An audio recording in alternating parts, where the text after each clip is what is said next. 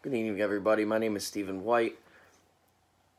We're going to talk about how to reduce disruptive behaviors through brief escape breaks with a class pass um, intervention. Um, there are many different ways to implement this, and a lot of the things that they laid out in this reading that I found interesting. How many times you should allow the break with the class pass, the length of your break, the times between your breaks, the activities that you can use during the break, and rewards for not using passes, adding them up, being able to give rewards. Um, they recommend 3 per day for elementary, 3 per period for mid high school, but obviously you can tailor that to your class needs, and you just need to make sure that they are sufficient enough to increase the academic engagement back to the work within your classroom. Length of your break, once again, is basically tailored to your class. They recommend 10 minutes for elementary and 5 minutes for your middle school, high school. Once again, you know your kids, you know your classroom, you make the decision on how long you feel the break needs to be, and each kid might be specifically different than the next. Time between your breaks, they recommend 7 to 15 minutes as a break time between, depending on what else you have going on. In my specific case, I have kids that get pulled out for OT, they get pulled out for PT, they get pulled out for speech. We have a half an hour for gym, we have a half an hour for music on certain days, a half an hour for art. We have our half an hour, 45 minutes for lunch. So there are other breaks that are already built into my schedule. So my time between breaks might be a little bit different based on a regular classroom that goes on. Um, you can range your activities for these passes based on your students' needs. In my classroom, with all my kids on the autistic spectrum, we use sensory items, um, iPad and a smart board with educational sort of game sites that they can use. So it does reinforce their work that we're working on, and also gives them a little bit of a relax break time from that work. Some of our kids take walks with a staff. They just take a small short lap down around the corner and come back, and that allows them to just desensitize from being overstimulated from the work.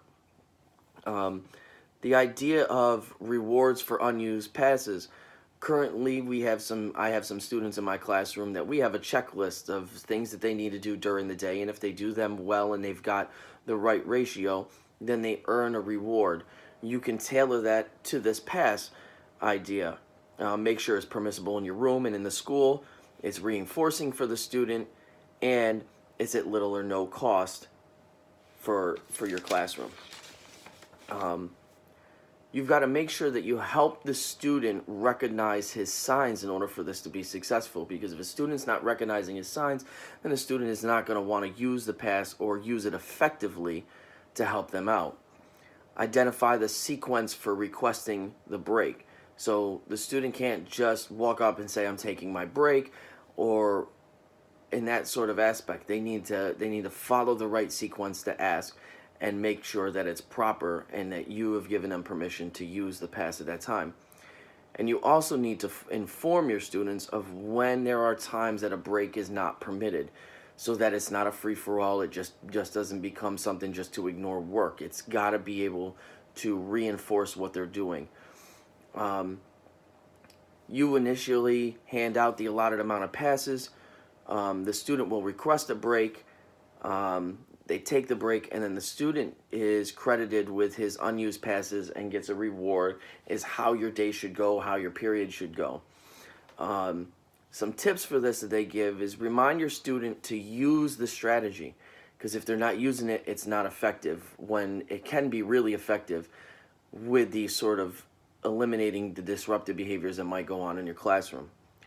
Pair it with academic support, which means if there is a young person in your room struggling to do math, and they always seem to be taking a task break with the math and using a pass, then you need to offer them more of a support in math, so that they don't become discouraged and are constantly using the pass there and ignoring their math work at that time. Make sure you're updating your activities and your rewards so everything doesn't become boring, and then it does not become useful in your classroom anymore. And then phase your passes out over time. So if you're allotting for 4 passes for a student, then wean them down to 3 after a little bit, then 2, then 1, until the student can not use the passes and become dependent on the passes to do their work. All of these things can eliminate the disruptive behaviors that go on in your classroom. And I feel that this is a great, great tool if you tailor it to your kids, you tailor it to each specific kid, and tailor it to the type of classroom that you might be teaching in. Thank you.